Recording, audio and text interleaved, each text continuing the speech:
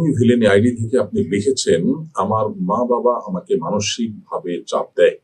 আমি তাদের ছেড়ে চলে যাওয়ার সিদ্ধান্ত নিয়েছি। আমি চলে যাওয়ার পর তারা যদি নিজের কোনো ক্ষতি করেন, তাহলে কি আমি দায়ী হব?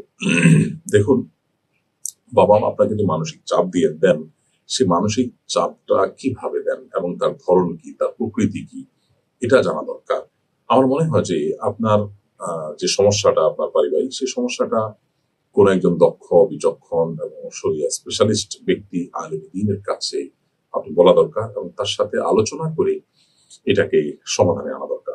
আপনার করণীয় আমি এখানে সংক্ষিপ্ত আপনার প্রশ্নের উত্তরে বলে দিতে পারব না। কারণ তারা কিভাবে মানসিক চাপ দিচ্ছেন, যেটাকে আপনি মানসিক চাপ বলছেন সেটা আদৌ মানসিক চাপ কিনা, পরিস্থিতিটা আসলে কোন পর্যায়ে, বিস্তারিত জানলে আপনাকে পরামর্শ দিতে সুবিধা হবে।